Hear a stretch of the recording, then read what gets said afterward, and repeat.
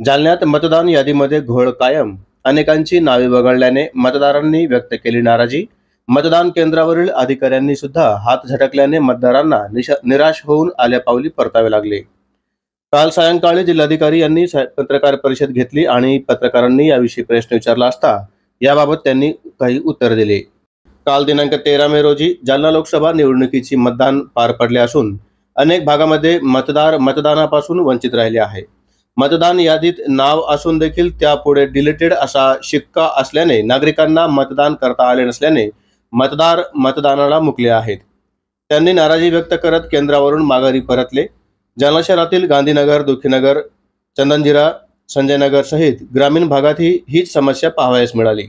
लोकसभा निवडणुकीच्या मतदानाला सकाळी 7 वाजल्यापासून सुरुवात झाली होती. मतदार मतदान करण्यासाठी केंद्रावर आल्यावर BLO कडे मतदार यादीची तपासणी केल्यानंतर काही नागरिकांच्या नावापुढे डिलीटेड असे असल्याचे समोर आले आहे. या संदर्भात निवडणूक विभागाच्या अधिकाऱ्यांशी मतदारांनी संपर्क केला असता त्यांनी याबाबत आम्हाला काही सांगता येणार नसल्याने त्यांनी हात झटकले. मतदानाचा हक्क बजावता येत नसल्याने नागरिकांनी नाराजी व्यक्त केली. अनेक ठिकाणी मतदार यादीत घोळ आढळून आल्याने मतदार यादीत जाणीवपूर्वक घोळ केल्याचा आरोप मतदारांमधून होत आहे. आमची नावे जाणीवपूर्वक वगळली गेली आहेत असाही आरोप काही मतदारांनी केला आहे. जालना शहरामध्ये काही मतदान केंद्रावर मतदारांचा मतदान करण्यासाठी मोठा उत्साह दिसून येत होता, परंतु मतदान यादीमध्ये नाव नसल्याने मतदार निराश होऊन परतत होते. मतदारांनी याचा ठपका प्रशासनावर ठेवला आहे. काल मतदान संपल्यानंतर जिल्हाधिकारी यांनी सायंकाळी पत्रकार परिषदेचे आयोजन केले होते, तेव्हा पत्रकारांनी याविषयी प्रश्न विचारला असता ते काय म्हणाले बघूयात. शुअर सांगतो.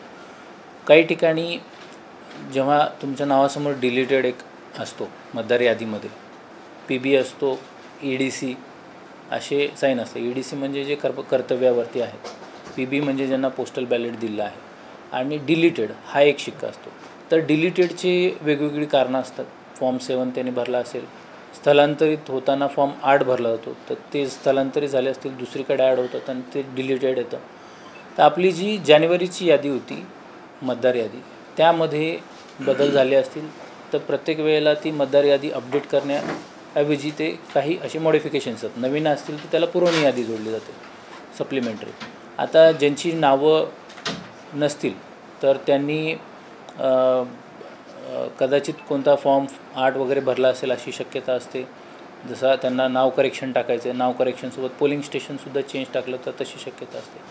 आणि ज्यांची नावं नाही आहेत तर ते आता अर्ज पण करतात AROकडे आणि त्याची तपासणी होते. परंतु मतदान प्रक्रियेमध्ये हा मोठा इलेक्ट्रल रोल असतो आणि त्यामध्ये असे जर काही प्रसंग असतील तर तिथे आपण पूर्ण आज जे आहे की इतर कोणत्या मतदान केंद्रामध्ये त्यांचं नाव आहे का हे सुद्धा व्हेरिफिकेशन केलं आणि त्या पद्धतीनं त्यांचं दुसरीकडे नाव असेल तर त्यांना माहिती फॅसिलिटेशन आज उपलब्ध करून दिली. आणि सर, पती डेट झालेले त्यांचं नाव आहे यादीमध्ये आणि पत्नी आहे, हयात आहे पत्नी, पण त्या पत्नीचं त्याच्यात नाव नव्हतं सर, त्यांचं पण मतदान झालेलं आहे सर. नाही, आता त्या गोष्टी कसं आहे, इंडिव्हिज्युअल तुम्ही प्रश्न विचारताल त्याची उत्तरं 100% इथं माझ्याकडे नसणार, कारण त्या फॉर्मचा प्रवास बघायला लागेल कशा पद्धतीनं झालं. आता जसं तुम्ही उदाहरण दिलं तर याच्यामध्ये तर्कवितर्क येणार. आता माझ्याकडं त्याचं उत्तर नाही आहे. जेव्हा पतिमय झाले असतील तर फॉर्म कदाचित चुकून नाव भरताना झालं असेल, नाव अपलोड झाल्यानंतर, नाव डिलीट झाल्यानंतरसुद्धा आपण ते हे करतो. आपण ड्राफ्ट आहे ऑक्टोबरमध्ये पब्लिश केला होता.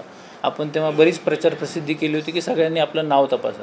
हे जे QR कोड वगैरे तुम्हाला दिसतात सगळीकडे ते याच्यासाठीच आहेत की हे जे वेळेवरती प्रसंग टाळायचे असतात की तुम्ही फक्त हे स्कॅन करा, तुमचं नाव आहे का तपासा तुमचं मतदार यादीमध्ये. आणि त्यासाठी जास्तीत जास्त प्रचार प्रसिद्धी केली होती.